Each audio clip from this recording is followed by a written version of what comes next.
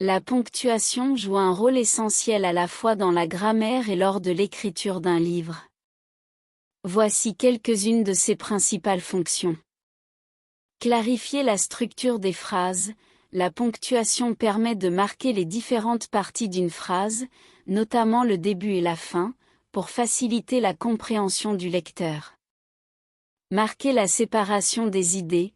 Les signes de ponctuation tels que les virgules, les points-virgules et les tirets aident à séparer les différentes idées dans une phrase ou un paragraphe.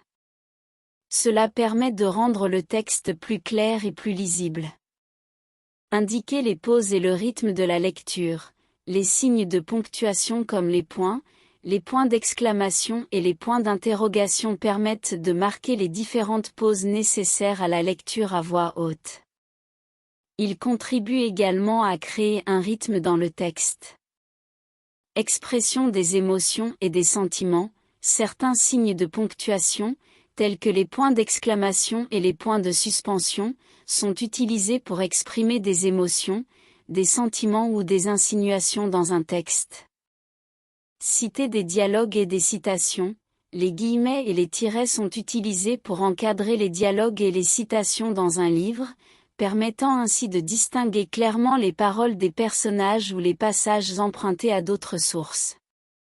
Éviter les confusions et les ambiguïtés. L'absence ou l'utilisation incorrecte de la ponctuation peut entraîner des confusions et des ambiguïtés dans un texte. La ponctuation permet d'éviter ces problèmes en établissant des limites claires entre les différentes phrases et les différents éléments du texte. En résumé, la ponctuation sert à structurer et organiser le texte, à faciliter la lecture et la compréhension, à exprimer des émotions, à marquer les pauses et à éviter les confusions. C'est un outil essentiel pour communiquer efficacement à travers l'écriture, que ce soit dans la grammaire ou lors de la rédaction d'un livre.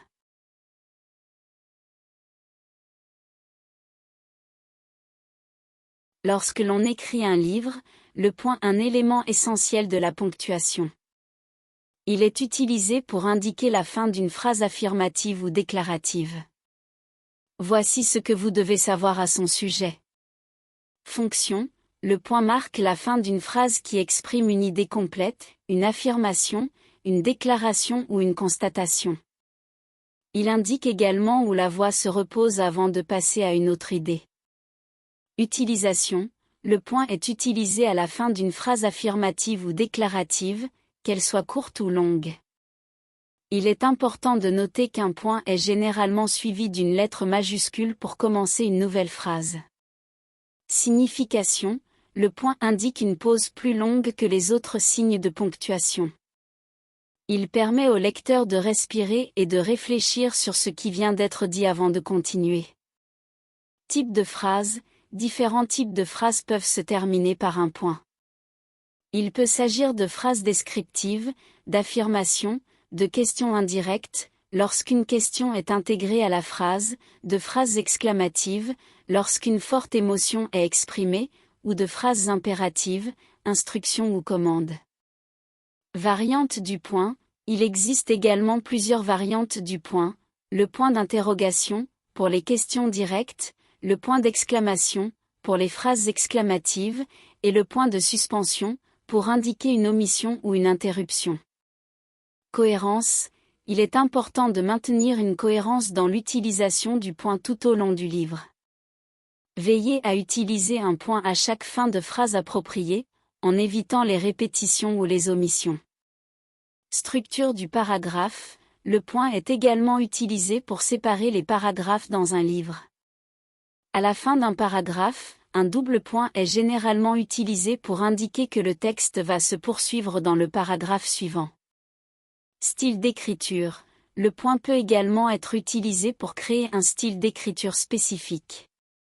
Certains auteurs préfèrent utiliser des phrases plus courtes avec des points fréquents pour maintenir un rythme rapide, tandis que d'autres optent pour des phrases plus longues avec moins de points pour un style plus rêveur ou descriptif.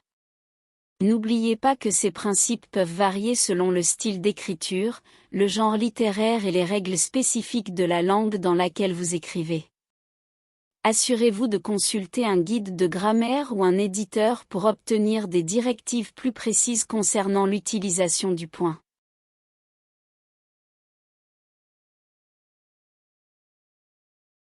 Voici quelques points importants sur l'utilisation de la virgule lors de l'écriture d'un livre. Séparer des éléments d'une énumération. La virgule est utilisée pour séparer les différents éléments d'une énumération dans une phrase. Par exemple, il avait besoin d'un crayon, d'un cahier, et de quelques feuilles. Marquer une pause. La virgule peut être utilisée pour marquer une courte pause dans une phrase, afin de faciliter la lecture et la compréhension. Par exemple, le vent soufflait doucement, faisant frémir les arbres. Introduire une incise. Lorsque l'on souhaite insérer une information supplémentaire dans une phrase, on peut utiliser des virgules pour entourer cette incise.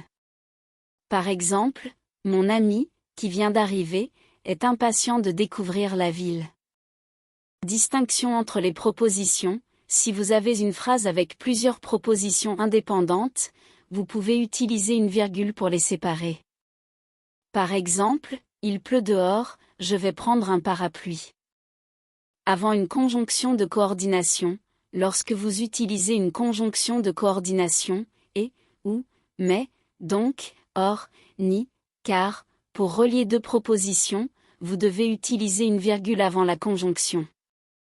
Par exemple, il est tard, donc je vais me coucher. Évitez les ambiguïtés. Dans certaines situations, l'utilisation judicieuse de la virgule peut aider à éviter les ambiguïtés ou les lectures erronées. Par exemple, j'ai vu deux éléphants se promener, un petit et un grand. Indique deux éléphants, vs. J'ai vu deux éléphants se promener, un petit et un grand. Indique une seule éléphant. Il est important de noter que l'utilisation de la virgule peut varier légèrement en fonction du style d'écriture ou de la langue utilisée.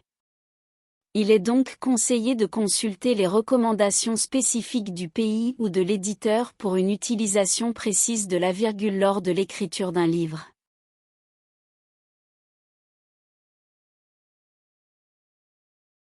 Les points de suspension, également appelés ellipses, sont utilisés dans la rédaction d'un livre pour symboliser l'interruption d'une phrase ou exprimer une pause, une incertitude ou une suspension de sens. Voici quelques informations importantes à savoir sur leur utilisation. Utilisation de base. Les points de suspension consistent en une séquence de 3 points alignés horizontalement, sans espace avant ou après.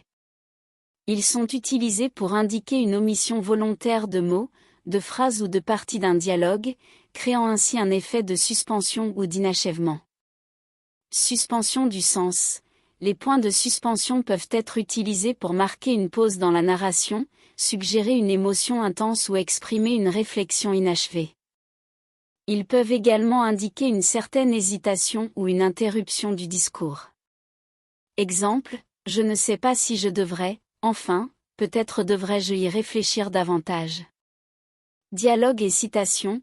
Les points de suspension peuvent être utilisés pour indiquer une interruption dans un dialogue ou une citation. Cela peut se produire lorsqu'un personnage est interrompu ou lorsqu'une partie du discours est omise. Exemple, j'étais en train de dire. Oh, peu importe.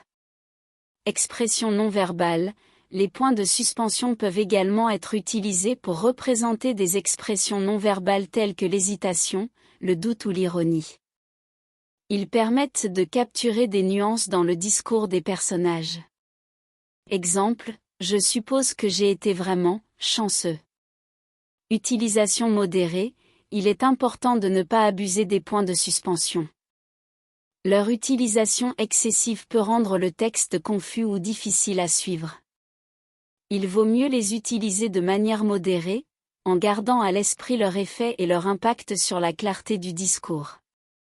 Ponctuation et espacement. Les points de suspension ne nécessitent pas de virgule ou d'autres signes de ponctuation adjacents. Il n'est pas non plus nécessaire de laisser un espace avant ou après les points. Type de points de suspension.